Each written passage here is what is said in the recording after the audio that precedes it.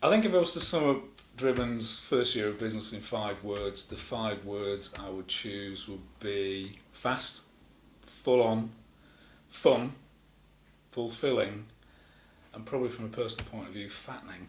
Oh, really? As you see, we spend a lot of time in the office and less time out enjoying ourselves and keeping fit. So yeah, I think those would be the 5 words that would sum it up for me. And what have been the particular highlights of the first year of Driven for you? In terms of the highlights for Driven in the first year, there are so many because everything seems to be a highlight. And I think when you set up a new business, everything that occurs to that business signals some kind of progress and some kind of evolution from, when we moved into the office, to we won our first account, to when we took on our first staff, to when we won our second account, our third account, our fourth account, to when we got a new kettle. Everything seems to, contribute to what we'd say is a group of highlights. It's a little bit like, I think when you move out of a bigger agency and move to a smaller agency or set your own agency up, you get this sense it's a little bit like an ex-smoker who's all of a sudden discovered the power of taste all over again. So everything becomes that little bit more special. And as I said, I think everything really has signalled some kind of evolution in the business. Maybe not the kettle, but everything else I think has probably shown some kind of progress. I think if you were to look to the external market, the external world, they would probably say some of the key highlights are winning Westland, winning Vimto, winning Dare to Be, because I think what those accounts in particular showed was the agency's intent to be a credible brand communications agency. And you don't really pull business in from agencies much bigger than yourselves if you can't deliver against that. So I think publicly that would be probably recognised as a couple of the highlights. Obviously, being recognised as Agents of the Year by The Drum, to us was a great personal highlight, because it's great to get that recognition, and to do so over a short period of time, did make us feel really good.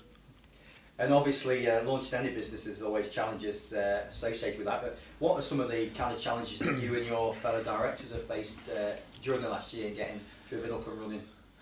In terms of the challenges I think we faced in the first year, I mean, as you can imagine, there were so many which are just related to getting a business going. But I think as a group, probably one of the biggest challenges we faced, and I don't think this is unique to us, is what I would call the power of self-control.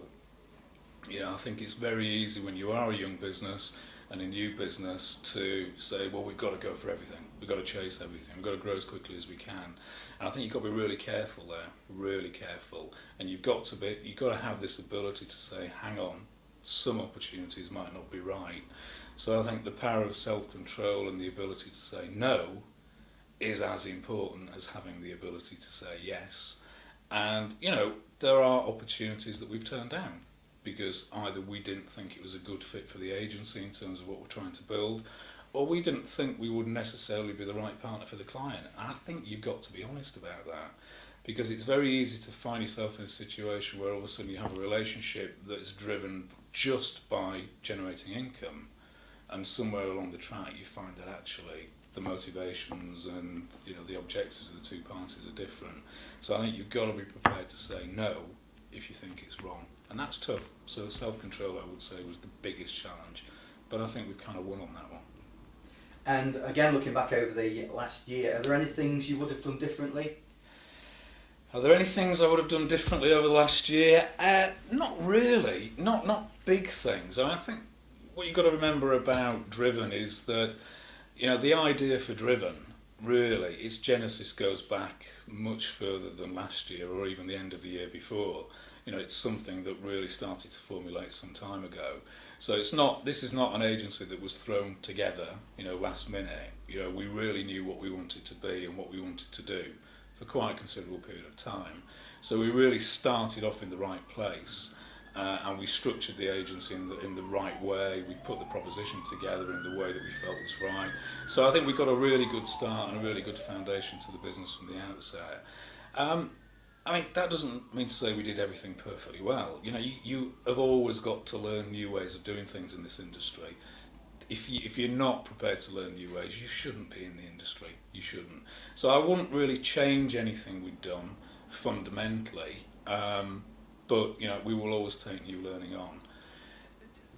If I was to pick one thing out, the one thing I might have done differently is perhaps listen to our instincts a little bit more.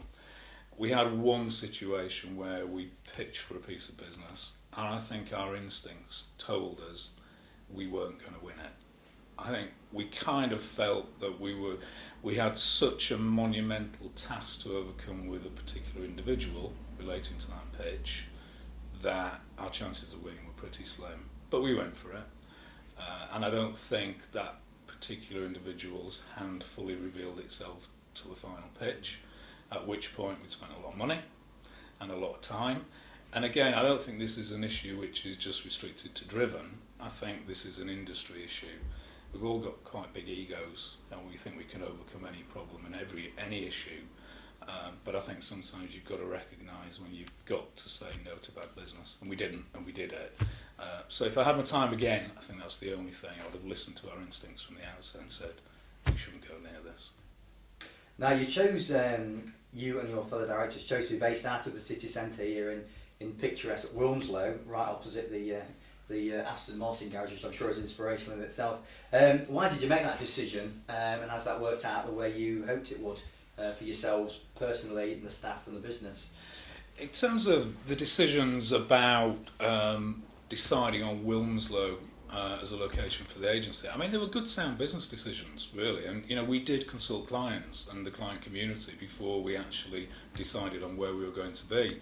I mean, the reality is there are not that many clients based in the centre of Manchester. It is a difficult place to get to. It can be quite inaccessible, and it can take a long time getting in and a long time getting out. I think what was important from our point of view is that we were close to the airport, because we have clients that are not on the mainland. It was important that we were close to the West Coast line, because we're down in London quite a lot, and it was important that we were close to the motorways for client accessibility. And Wilmslow really is a great venue, so a great location to cover off all of those three. Each one is within 5 minutes of the office, and if we're honest, we don't feel as if we are missing out on a Manchester community, because I don't think the Manchester community exists anymore. I think the whole industry is pretty disparate, and maybe that, I don't know whether that's driven by costs, certainly not from our point of view, but there isn't a hub anymore for the industry.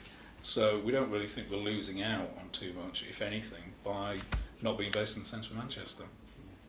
Now, everybody's talking about 2009 being a particularly tough year. How is Driven approaching the year ahead with these uncertain economic times? I mean, obviously 2009 is going to be a tough year for everybody, and everybody's going to have to think long and hard about how they approach it. But the reality is every year's a tough year. There's nothing particularly unique about tough times. Certainly when you've been in the industry, the amount of time that we have, we've been here before, we've seen it before, we know what it's like, and we also know how to react to it. I think the important thing is recognising that business is well structured. We are in a situation where we don't carry debt. At the moment we've got no great debt, we've got good cash flow, we've got great business practices. We're not really constrained by having a massive monster of overhead which needs feeding, unlike some other agencies maybe. So we're pretty well structured, and our business model from the outset was designed to make sure that we can run lean, and we can run efficiently, and we can run effectively. So in a sense, we were kind of recession-proof before the recession.